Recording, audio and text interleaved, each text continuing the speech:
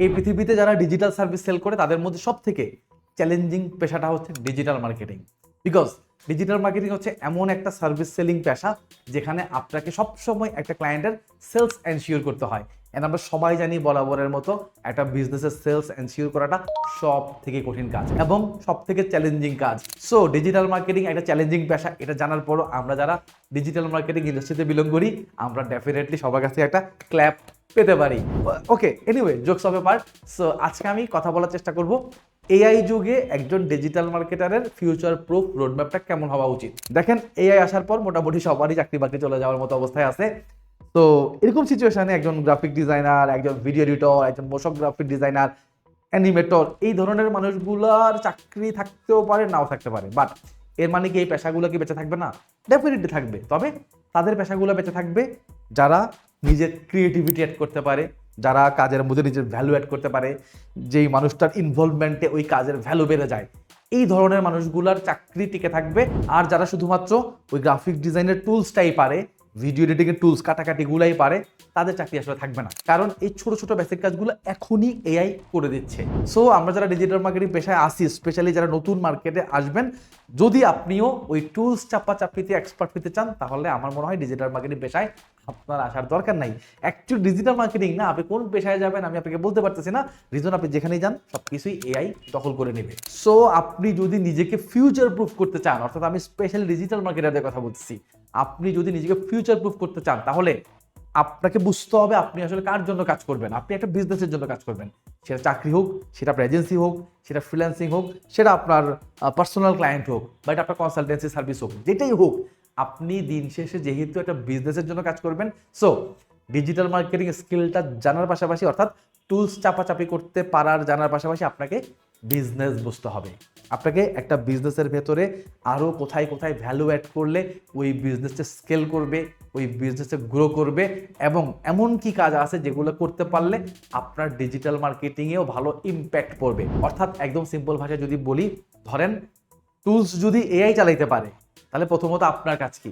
আপনার কোনো কাজ আমি এখানে দেখি না, নাম্বার ওয়ান। নাম্বার টু হচ্ছে, টুলস যদি এআই কন্ট্রোল করতে পারে, তাহলে আপনি যে বিজনেসে কাজ করবেন ওই বিজনেসের ডিজিটাল মার্কেটিং টুলস তো এআই কন্ট্রোল করতেছে। পাশাপাশি আপনার বিজনেস বা আপনার ক্লায়েন্টের বিজনেসের যে সমস্ত কম্পিটিটর, তাদের টুলসগুলোকেও কিন্তু এআই কন্ট্রোল করতেছে। দ্যাট মিনস এই জায়গায় আপনারা সিমিলার। আপনার ক্লায়েন্ট বা আপনার বিজনেসের টুলস যেহেতু এআই কন্ট্রোল করতেছে, আপনার কম্পিটিটরের টুলসও কিন্তু এআই কন্ট্রোল করতেছে। দ্যাট মিনস দুই জায়গাতেই আপনারা সিমিলার স্টেজে আছেন। সো এই সিমিলারিটি থেকে যারা একটু বেটার কিছু করতে পারবে তারাই ভালো করতে পারবে। তো সিম্পল আনসার ইজ, যদি আপনি শুধু টুলস চাপাচাপিতে ভালো হন, তাহলে আপনার কম্পিটিটরও কিন্তু ওটাতে ভালো, এটা আপনাকে বুঝতে হবে। দ্যাট মিনস আপনার কম্পিটিটর থেকে বেটার কিছু করতে পারলেই আপনার এই বিজনেসটা যেখানে আপনি কাজ করতেছেন সেটা ভালো করবে। আসলে একটু সিম্পল ভাষায় বোঝাই। ধরেন আপনি যে বিজনেসে কাজ করতেছেন, এখানে একটা ফেসবুক অ্যাড নিয়ে আপনি কাজ করেন। ঠিক একইভাবে আপনার যে কম্পিটিটর বা আপনার যে বিজনেসে কাজ করতেছেন সেই বিজনেসের যে কম্পিটিটর, তারাও কিন্তু ফেসবুক অ্যাড নিয়ে কাজ করে। এখন আপনার ফেসবুক অ্যাডটা যেহেতু এআই কন্ট্রোল করতে পারে, আপনার কম্পিটিটরের ফেসবুক অ্যাডটাও কিন্তু এআই কন্ট্রোল করতে পারে। দ্যাট মিনস আপনারা দুজনই সমান। তাহলে ওই কোন বিজনেসটা ভালো করবে?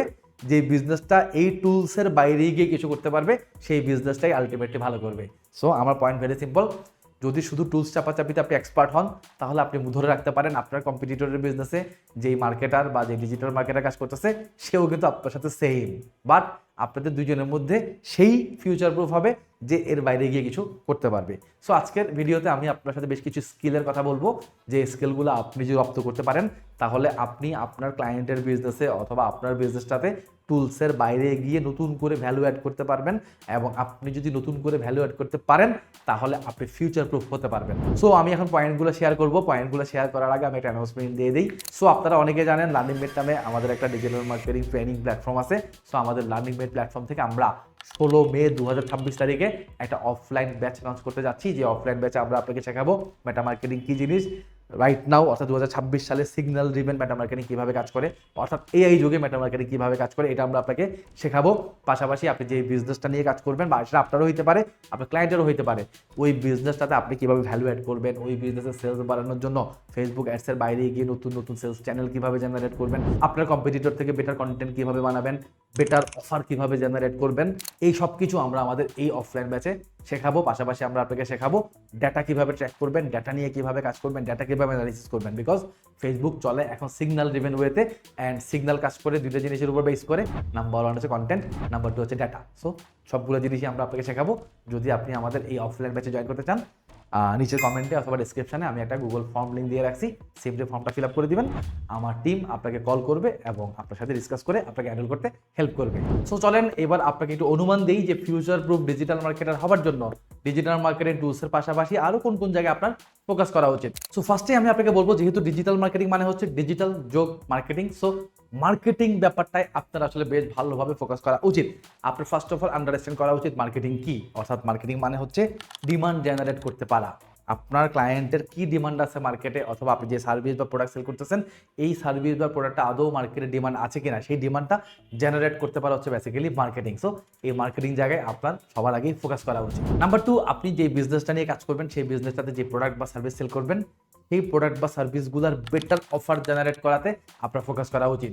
সো বেটার অফার মানে এটা না একটা কিনলে একটা ফ্রি, এত টাকায় এতটা ডিসকাউন্ট, ব্যাপারটা এমন না। ব্যাপারটা হচ্ছে অফার মানে হচ্ছে এমন একটা ভ্যালু যেই ভ্যালুটা আসলে আপনার অন্যান্য কম্পিটিটরদের থেকে আপনাকে একটু ডিফারেন্ট করে। অর্থাৎ আপনি আপনার প্রোডাক্টে এমন একটা ইউএসপি অ্যাড করতে পারেন, আপনি আপনার প্রোডাক্টের জন্য একটা ফোমো ক্রিয়েট করতে পারেন। সো আপনি আপনার প্রোডাক্টের জন্য হয়তো একটা বেটার ইউএসপি জেনারেট করতে পারেন, যে ইউএসপিটা অ্যাকচুয়ালি আপনার কম্পিটিটররা কখনোই ক্রিয়েট করতে পারবে না, যে ইউএসপিটা হয়তো আপনি ক্রিয়েট করছেন। ফর এক্সাম্পল, যে মানুষ আপনাকে বিশ্বাস করে, এটা একটা বেটার অফার। সো আপনি আমার কাছ থেকে কেন কিনবেন? বিকজ এই যে দেখেন, আমার এই প্রোডাক্টটার জন্য আমি নিজের ফেস দেখাচ্ছি। সো আমি যেহেতু নিজের ফেস দেখাচ্ছি, ডেফিনেটলি আমি খারাপ প্রোডাক্ট বিক্রি করলে আমার ফেস দেখাইতাম না, ভালো প্রোডাক্ট বিক্রি করি বলি আমি ফেস দেখাই। সো এই যে একটা ট্রাস্ট তৈরি করছেন মানুষের জন্য, এটাই কিন্তু একটা বেটার অফারিং হইতে পারে।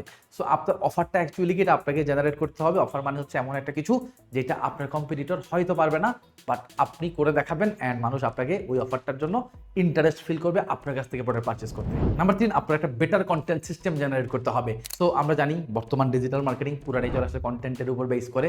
সো আপনাকে একটা বেটার কন্টেন্ট সিস্টেম জেনারেট করতে হবে।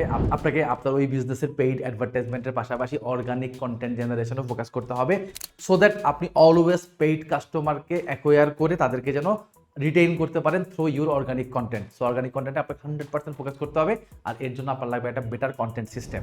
কারণ আমরা জানি কাস্টমার অ্যাকোয়ার করার থেকে কাস্টমারকে রিটেইন করা সব থেকে কঠিন। সো আপনি পেইড অ্যাডের মাধ্যমে কাস্টমারকে অ্যাকোয়ার করতে পারবেন, বা রিটেইন করতে হলে আপনাকে কন্টেন্ট জেনারেশনে ফোকাস করতেই হবে। Number 4, data and tracking. So data and tracking এর ক্ষেত্রে আমরা জানি যে 2026 সালে ফেসবুক অ্যাড, স্পেশালি আমি ফেসবুক অ্যাডের কথা যদি বলি, যে ফেসবুক অ্যাড সিগন্যাল পায় সিএপিআই থেকে, অর্থাৎ কনভার্সন এপিআই থেকে। আর কনভার্সন এপিআইটা কি? কনভার্সন এপিআই হচ্ছে ডাটা ট্র্যাকিংয়ের একটা প্রসেস। সো আমি ইন ডিটেইলে যাচ্ছি না, ভিডিওটাকে শর্ট রাখতে যাচ্ছি। সো আমি জাস্ট গাইডলাইন দিচ্ছি আপনাকে, অ্যান্ড গাইডলাইনে আমি আপনাকে বলতেছি যে আপনি ডাটা ট্র্যাকিং নিয়ে বেশ ভালোভাবে পড়াশোনা করেন। ডাটা ট্র্যাকিং, ডাটা ভিজুয়ালাইজেশন এবং ডাটা অ্যানালাইসিস, এই 3টা জিনিস ছাড়া আপনি 2026 সালে ভালো ডিজিটাল মার্কেটিং করতে পারবেন। অ্যাকচুয়ালি ডাটা ট্র্যাকিং ছাড়া আমরা 2026 সালে না, আমরা আগেও ভালো মার্কেটিং ক্যাম্পেইন করতে পারতাম না, 26-এও পারবো না, অ্যান্ড ভবিষ্যতেও পারবো না। দেন আমি আপনাকে বলবো ওয়েবসাইটের সিআরওতে ফোকাস করতে। সিআরও মানে হচ্ছে কনভার্সন রেট অপটিমাইজেশন। একজন অডিয়েন্সকে আপনার ওয়েবসাইট পর্যন্ত আনা পেইড অ্যাডের কাজ। দেন সেই ওয়েবসাইট থেকে পারচেস করবে কি করবে না, এটা কিন্তু ডিপেন্ড করে আপনার ওয়েবটা কতটা অপটিমাইজ। সো আপনার ওয়েবের অপটিমাইজেশনে ফোকাস করেন, সেটা আপনার নিজের বিজনেস হোক, আপনার ক্লায়েন্টের বিজনেস হোক। সো অপটিমাইজেশনে আপনাকে ফোকাস করতে হবে। আর ওয়েবের অপটিমাইজেশন ফোকাস করাকে আমরা বলি কনভার্সন রেট অপটিমাইজেশন। সো আপনি কনভার্সন রেট অপটিমাইজেশনে ফোকাস করেন। So future proof digital marketer হওয়ার জন্য আপনার মাস্ট সিআরওতে ফোকাস করতেই হবে। নেক্সট আমি যেটা বলবো সেটা হচ্ছে বিজনেস আন্ডারস্ট্যান্ড করতে পারা। এটা খুবই ইম্পর্টেন্ট একটা জিনিস। সো বিজনেস আন্ডারস্ট্যান্ড করতে পারা মানে হচ্ছে আপনি যখন একটা বিজনেসের ডিজিটাল মার্কেটার হিসেবে কাজ করবেন, আপনাকে মাথায় রাখতে হবে আপনি ওই বিজনেসের আসলে ডিজিটাল মার্কেটার হিসেবে কাজ করতেছেন না, আপনি কাজ করতেছেন ওই বিজনেসের ডিজিটাল মার্কেটার প্লাস কনসালটেন্ট।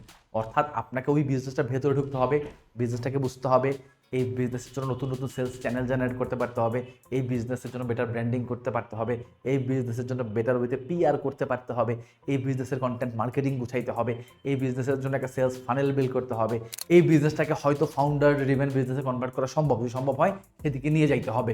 অর্থাৎ আপনাকে ওভারঅল বিজনেসটার ভেতরে ঢুকে এই বিজনেসের ল্যাকিংসগুলো খুঁজে বের করতে হবে এবং সেটা সলভ করতে হবে। এক কথা যদি বলি, পুরো বিজনেসটা সোয়ার অ্যানালাইসিস করতে হবে এবং এই বিজনেসের স্ট্রেংথগুলোকে নিয়ে কাজ করতে হবে, উইকনেসগুলোকে সলভ করতে হবে, হবে, এছাড়াও বিজনেসের সমস্ত থ্রেডগুলোকে স্ট্রেংথে কনভার্ট করতে হবে। এরপরে বলবো মাল্টি চ্যানেল থিঙ্কিং করা। আপনি শুধু ফেসবুক অ্যাড দিয়ে অথবা শুধুমাত্র গুগল অ্যাড দিয়ে আপনি বিজনেসকে বড় করতে পারবেন না, বিজনেসকে স্কেল করতে পারবেন না। আপনার ফেসবুক অ্যাডের পাশাপাশি দরকার পড়তে পারে সেলস টিম, অর্থাৎ আপনার কল সেন্টার দরকার পড়তে পারে, আপনার গুগল অ্যাডসের দরকার পড়তে পারে, আপনার লিড জেনারেশনের দরকার পড়তে পারে। সো আপনি বুঝেন আসলে আপনার ওই বিজনেসের আরও কোন কোন অ্যাঙ্গেল থেকে সেল জেনারেট করার চান্স আছে। আপনি আপসেল করতে পারেন, ক্রস সেল করতে পারেন, সো হোয়াট এভার, এটা আপনার ডিসিশন। বাট আপনাকে বুঝতে হবে যে এই বিজনেসের আরও কোন কোন অ্যাঙ্গেল থেকে সেল জেনারেট করা পসিবল। সো ওইভাবে আপনি একটা মাল্টি চ্যানেল তৈরি করার চেষ্টা করেন আপনার ওই বিজনেসের জন্য। নেক্সট খুব ইম্পর্টেন্ট একটা জিনিস হচ্ছে এআই অ্যান্ড অটোমেশন। আমাদের হাতে সময় আছে 24 ঘন্টা। আমরা যদি জানি 24 ঘন্টার জায়গায় 48 ঘন্টা কাজ করতে পারি, তাহলে আমাদের বিজনেস আরও ফাস্ট গ্রো করবে। বাট যেহেতু এটা পসিবল না, তো আমরা চেষ্টা করবো এআইকে দিয়ে 24 ঘন্টার কাজ কীভাবে 12 ঘন্টায় করা যায়, বা এআইকে দিয়ে 24 ঘন্টার কাজকে কীভাবে 7 ঘন্টায়, 5 ঘন্টায়, 3 ঘন্টায় আনা যায়। সো দ্যাট আপনি বাকি সময়টাকে ইউজ করলে এটা আলটিমেটলি 48 ঘন্টা বা 72 ঘন্টায় গিয়ে ঠেকে। সো এআই অ্যান্ড অটোমেশনে ফোকাস করেন, বিকজ এআই এখন বিজনেসকে অনেক সহজ করে দিচ্ছে, স্পেশালি মার্কেটিংকে অনেক ইজি করে দিচ্ছে। সো এআইতে নিজেকে অ্যাডাপ্ট করা শুরু করেন, আপনার বিজনেসটাকে অ্যাডাপ্ট করা শুরু করেন এবং এআই এর সাথে নিজেকে ইনভলভ করার ট্রাই করেন যদি আপনি একজন ফিউচার প্রুফ ডিজিটাল মার্কেটার হতে চান। লাস্ট বাট নট লিস্ট, নিজের পার্সোনাল ব্র্যান্ডিংয়ে ফোকাস করেন। সো আপনার যদি নিজের বিজনেস হয়, চেষ্টা করেন ফাউন্ডার ড্রিভেন বিজনেস বিল্ড করার।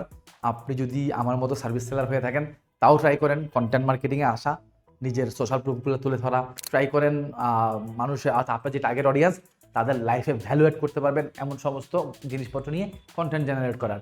তাহলে আপনি আপনার এই পার্সোনাল ব্র্যান্ড বিল্ড করতে পারলে এই পার্সোনাল ব্র্যান্ডিং থেকেই আপনি ভবিষ্যতে ক্লায়েন্ট পাবেন, আপনি ভবিষ্যতে প্রোডাক্ট সেল করতে পারবেন, আপনি ভবিষ্যতে সার্ভিস সেল করতে পারবেন। এবং যেহেতু কন্টেন্ট বানাবেন বা পার্সোনাল ব্র্যান্ডিং করবেন, এই জিনিসটা আপনাকে লং রানে হেল্প করবে মার্কেটে সাস্টেইন করতে। সো আজকে এখানে শেষ করতেছি। আমি জাস্ট চেষ্টা করছি একজন ডিজিটাল মার্কেটার যিনি নিজেকে ফিউচার প্রুফ করতে চাচ্ছেন, তারা আসলে ডিজিটাল মার্কেট টুলসের বাইরে এসে আরও অনেক কিছুতে ইনভলভ হওয়া দরকার, এই জিনিসটি আমি মেন করতে চাইছি। আর আমাদের একটা অফলাইন ব্যাচ শুরু হচ্ছে 16 মে 2026। যদি আপনার ইন্টারেস্ট থাকে আমাদের অফলাইন ব্যাচটা এনরোল করতে, আমি কমেন্টে বা ডিসক্রিপশনে একটা ফর্ম দিয়ে দিব, সিম্পলি ফর্মটা ফিল আপ করে দিবেন, আমার টিম আপনাকে কল করবে অ্যান্ড আপনাকে এনরোল করতে হেল্প করবে। সো আজকে এখানেই বিদায় নিচ্ছি, দেখা হবে নেক্সট ভিডিওতে। সবাই ভালো থাকবেন, সুস্থ থাকবেন, আসসালামু আলাইকুম।